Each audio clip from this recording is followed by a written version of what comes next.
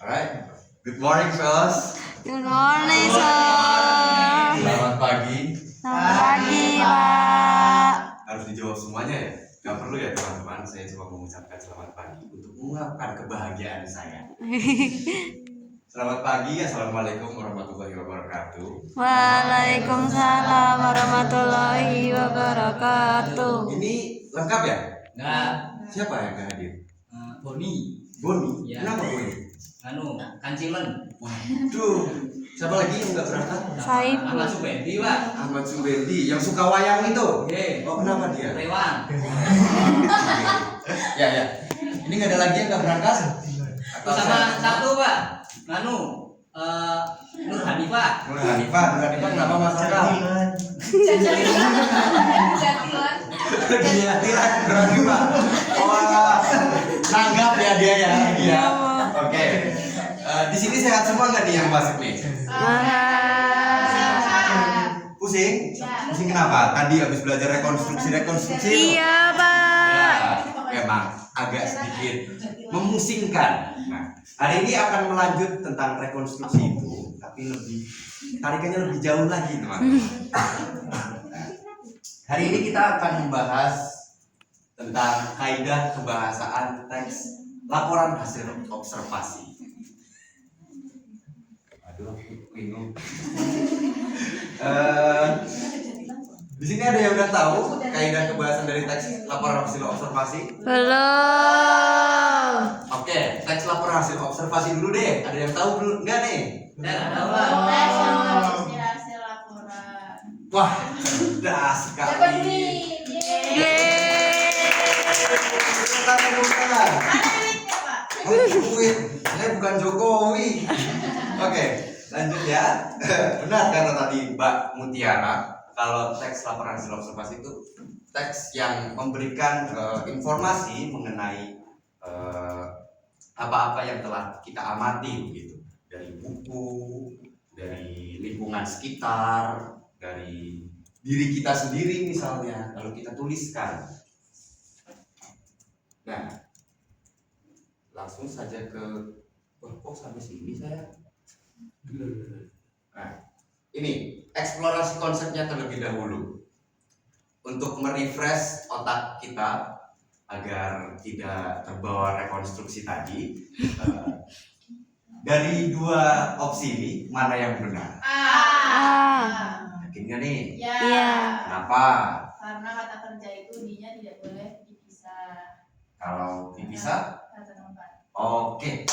Yang bisa. Wah, kamu betul cerdas cermat ya. Tapi jangan yang di TV itu. Aduh. Oke, benar kata Mbak Mutiara. Dinya itu dipisah ketika menunjukkan kata tempat, kata lokasi, begitu. Nah, ini ada rumusnya. Kalau saya melihat dan mengamati dari buku-buku, itu imbuhan di prefix itu tuh wajib disambung, kayak ditaruh, ditulis, kata depan apa ini, waktu, tempat dipisah. Nah, kalau misal Mas Arkan, kalau misal di IKN itu dipisah atau disambung? Di Kalimantan, Pak. Oke, nggak lucu. Oke, Mbak Willy, di IKN itu disambung atau dipisah? Kenapa? Oke, benar sekali. Bukan.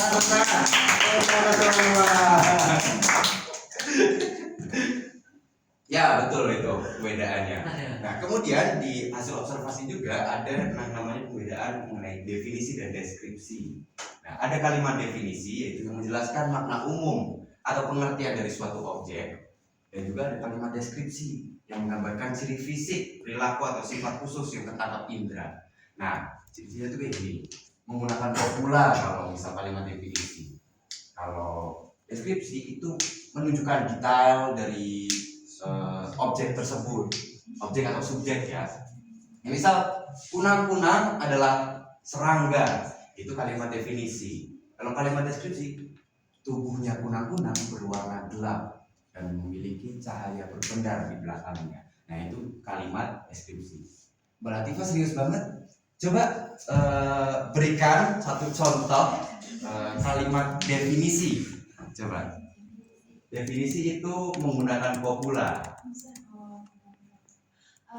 Katak adalah hewan yang memiliki dua dunia air dan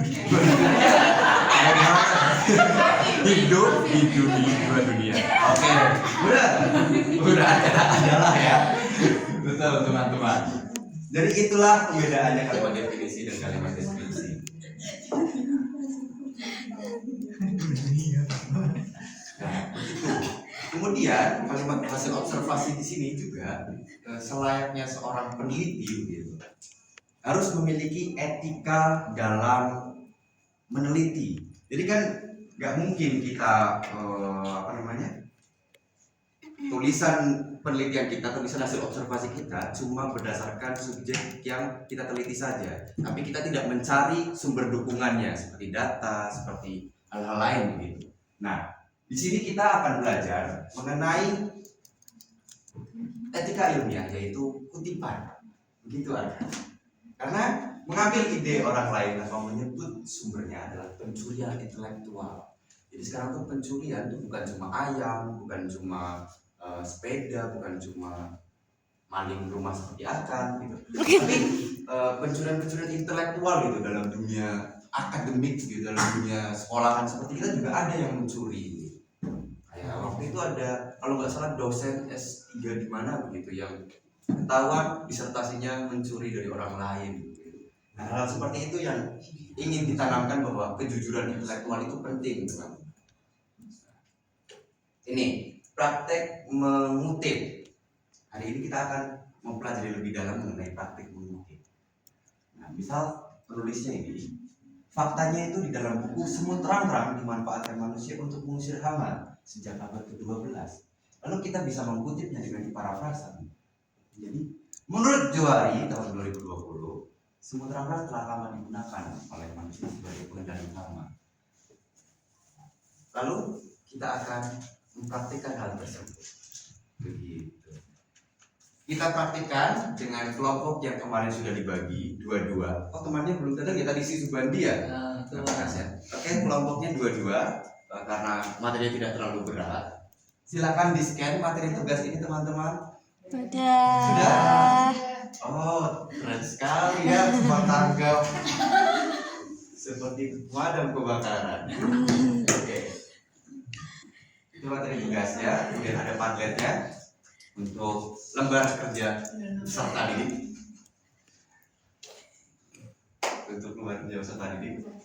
Sudah di-scan semuanya? Sudah. Oke, silahkan dari buku ini kan isinya buku ya, flipbook gitu. Flipbook. Nah, di situ ada jenis-jenis serangga, ada berbagai macam serangga begitu. Dari situ kalian coba kreasikan seperti yang dicontohkan sebelumnya. Mencari kutipan, diparafrasakan atau diolah menjadi sebuah kutipan dari fakta yang kalian dapatkan dari flipbook tersebut. Begitu.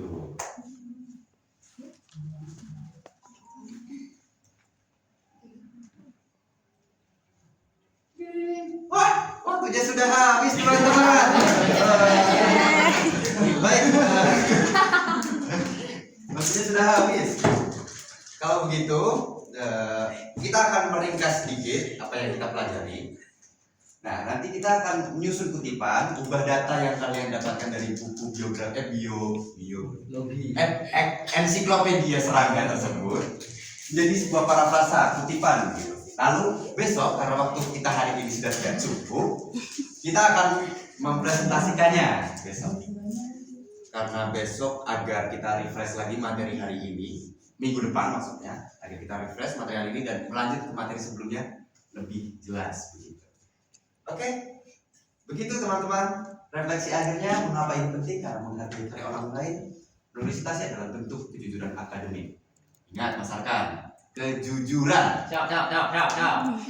Oke, terima kasih. Wassalamualaikum warahmatullahi wabarakatuh. Waalaikumsalam warahmatullahi wabarakatuh.